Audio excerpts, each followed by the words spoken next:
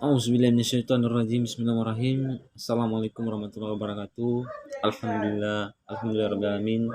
Kembali kita bersyukur kepada Allah yang mana Allah telah memberikan kita kesehatan sehingga masih dapat diberikan nikmat kehidupan kepada kita sampai saat sekarang ini.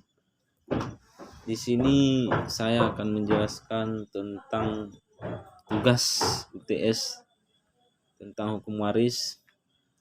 Jadi dosen pengampu saya di sini Bapak Novan.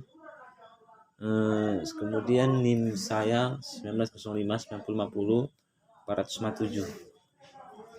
Baiklah, pertama di sini saya akan menjelaskan, sebelum kita lanjut ke materi, saya akan menjelaskan tentang hukum waris. Hukum waris ialah hukum yang mengatur mengenai apa yang harus terjadi dengan harta kekayaan seseorang yang meninggal dunia. Dengan lain perkataan, mengatur peralihan harta kekayaan yang ditinggalkan seseorang yang meninggal serta akibatnya bagi ahli waris. Berarti di sini hukum waris itu mengatur tentang harta kekayaan seseorang yang meninggal dunia. Kemudian masuk ke poin materi pertama. Di sini jelaskan apa yang dimaksud dengan pewarisan berdasarkan testamen. Baiklah, saya akan menjelaskan poin pertama yang dijelaskan oleh testamen. Menurut ahli waris testamen adalah menerima adanya wasiat.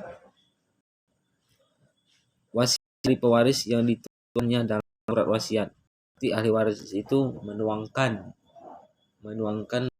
wasiatnya ataupun warisannya ke surat wasiat. Surat wasiat adalah suatu waktu membuat pernyataan seseorang tentang apa yang dikehendakinya akan terjadi saat ia meninggal dunia dan yang oleh dapat dicabut kembali lagi. Kemudian surat wasiat ini diatur pada pasal 875 KUH Perdata. Pemberian wasiat memberikan harta kekayaannya dalam bentuk bagian dalam kurung seluruhnya, setengah, sepertiga, atau memberi wasiat tidak menyebutkan secara spesifik benda atau barang apa yang diberikan kepada penerima wasiat. Pasal 954. Oke, baik. Kemudian masuk ke poin kedua, yaitu unsur-unsur yang harus ada dalam testament. Pertama, unsur-unsur dalam testament. Menurut dalam unsur-unsur yang testament ada 4, antara berikutnya. Suatu testamen adalah suatu akta testamen dapat dibuat baik dengan akta di bawah tangan maupun dengan akta autentik. Kedua, suatu testamen berisi pernyataan kehendak yang berarti merupakan suatu tindakan hukum yang sepihak. Tindakan hukum sepihak adalah pernyataan kehendak suatu orang yang sudah cukup menimbulkan akibat hukum yang dihendaki.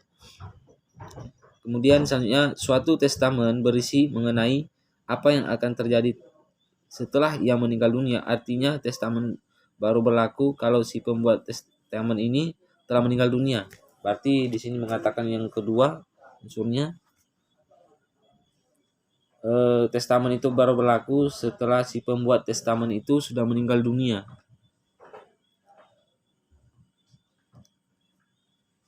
Kemudian masuk ke 3. Poin B-nya di sini menjelaskan bahwa 3 bentuk yang harus dipilih oleh si pewaris. Yang pertama, wasiat orografis pasal 931 KUH Perdata, ditulis dengan dan ditandatangani oleh calon pewaris sendiri di hadapan 2 orang saksi ataupun notaris. Membuat akta penyimpanan, akta van depot pasal 932 ayat 3. Bisa ditarik kembali oleh calon pewaris. Yang kedua unsurnya, wasiat rahasia pasal 940. Dihadiri 4 orang saksi, biasanya 4 orang saksi tersebut terdiri dari 2 orang dari pihak keluarga si pembuat wasiat, calon pewaris, dan 2 orang dari kantor notaris.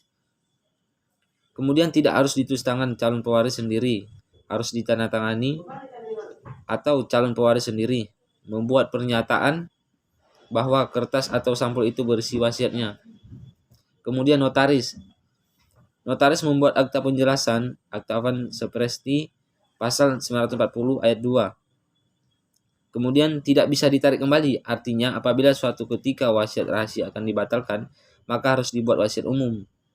Notaris boleh membantu mengetikkan ataupun membantu untuk menerangkan wasiat tersebut. Kemudian unsur yang ketiga, wasiat darurat. Wasiat darurat diatur dalam pasal 946 sampai 947 sampai 948. Wasiat yang dibuat oleh tertera dalam keadaan perang, orang yang dalam pelayaran, atau orang yang dalam karantina karena penyakit menular. Wasiat ini dibuat di hadapan atasnya karena si calon pewaris dalam keadaan sakaratul maut atau meninggal dunia. Namun wasiat ini sekarang sudah tidak pernah dipakai lagi. Berarti di sini wasiat yang darurat ini menjelaskan tentang wasiat di mana orang yang dalam pelayaran ataupun orang yang dalam karantina karena penyakit menular, wasiat ini dibuat atasnya karena si calon pewaris dalam keadaan sakaratul, berarti dalam keadaan mau meninggal, tapi sebelum meninggal dibuat dulu wasiatnya kepada penerima ahli waris. Oke, kemudian masuk ke poin nomor 3. Poin nomor 3 di sini pertanyaannya, KUH Perdata mengatur pembatasan terhadap kebebasan pewaris dalam membuat testamen. Jelaskan pembatasan yang dimaksud. Berarti di sini menjelaskan tentang pembatasan testamen. Saya akan menjelaskan tentang dulu testamen sebelum melanjutkan ke pembatasan testamen. Testamen adalah perbuatan hukum seseorang menentukan tentang apa yang terjadi dengan harta kekayaan setelah meninggal dunia.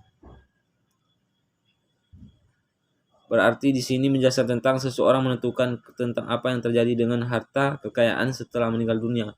Berarti harta warisnya si pewaris meninggalkan kepada ahli pewaris. Kemudian harta warisan seringkali meninggal dunia ini harta masalah hukum dan sosial. Oleh karena itu memerlukan pengaturan dan penyelesaian secara tertib dan teratur sesuai dengan peraturan perundangan yang berlaku. Kemudian wasiat testamen juga merupakan hubungannya dengan sifat himorpelekid dari ketetapan wasiat testamen. Di sini dibuat oleh lebih dari satu orang karena akan menimbulkan kesulitan apabila salah satu pembuatnya akan mencabut kembali wasiat testamen. Hal ini perlu kembali wasiat disebutkan dalam pasal 930 KUH Perdata yang menyatakan bahwa dalam satunya akta 2 orang atau lebih tak diperbolehkan menyatakan wasiat mereka, baik untuk menilai seseorang ketiga maupun atas dasar pernyataan persamaan atau bertimbal balik. Kemudian selanjutnya bahwa ketetapan bersamaan atau bertimbal balik selanjutnya bahwa memiliki 2 ciri, yaitu dapat dicabut dan berlaku berhubungan dengan kematian seseorang.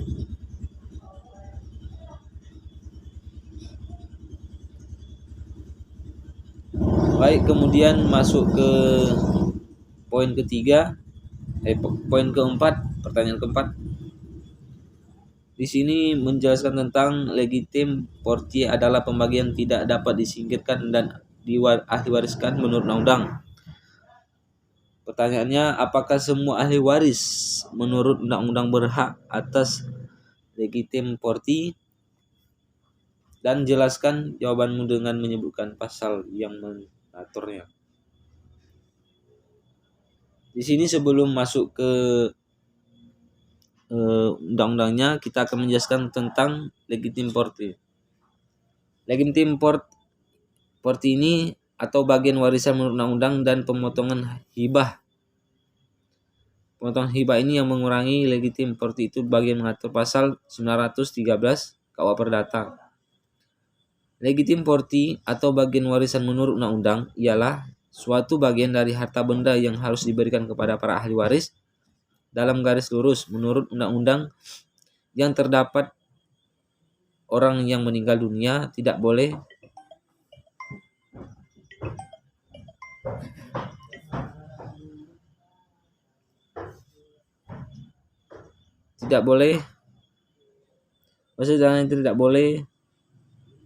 menetapkan sesuatu baik sebagai hibah antara orang yang masih hidup maupun sebagai wasiat. Kemudian legitim ini diatur dalam pasal 1688, 176, 181, 307, 385, 842 dan 875 KUH Perdata.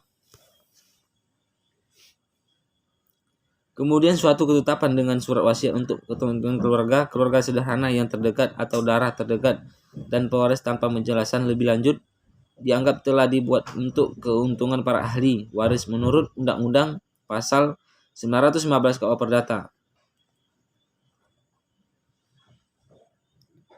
Kemudian menurut anak yang lahir di luar perkawinan tetapi telah diakui dengan sah memperoleh 1/2 bagian sebagaimana yang diatur oleh Undang-Undang Pasal 916 KUH Perdata, untuk menghitung legitim porti harus diperhatikan pihak-pihak yang menjadi ahli waris. Pasal 917 KUH Perdata, keluarga sedarah dalam garis ke atas dan garis ke bawah dan anak-anak di luar kawin yang diakui menurut undang-undang tidak ada, maka harta peninggalan tersebut harus dihibahkan. Berarti di sini di undang-undang menjelaskan apabila ada anak di luar perkawinan ataupun di luar undang-undang yang mengatur, di sini tidak akan menerima ataupun tidak akan mendapatkan harta waris karena harus dihibahkan harta peninggalan tersebut harus dihibahkan. Pasal 918 KUH Perdata, penetapan dengan akta antara mereka yang masih hidup atau dengan surat wasiat itu berupa hak pakai hasil yang jumlahnya merugikan legitim para ahli waris yang berhak memperoleh bagian waris itu boleh memilih untuk melaksanakan penetapan itu. Pasal 919 KUH Perdata. Kemudian masuk di nomor 5.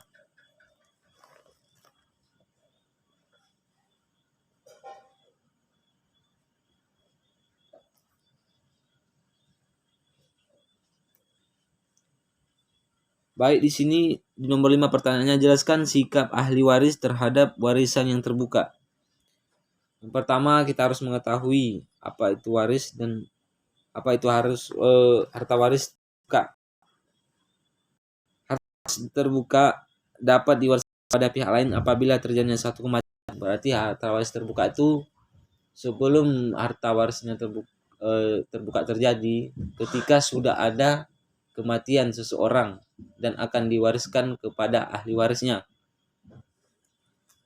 Ahli waris ini diatur dalam pasal 830 KUH Perdata sampai dengan pasal 1030 KUH Perdata. Hukum waris adalah hukum yang mengatur mengenai kekayaan. Karena wafatnya seseorang mengenai pemindahan kekayaan yang ditinggalkan oleh si pewaris, terdapat 3 unsur dalam pewarisan itu. Adanya pewaris yang pertama, yang kedua adanya harta warisan, yang ketiga adanya ahli waris. Undang-undang hukum perdata menegaskan harta warisan baru dilakukan apabila terjadi kematian.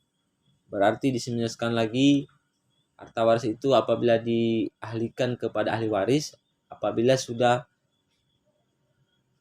ataupun sudah seseorang itu sudah meninggal, baru diahli wariskan kepada si pewaris.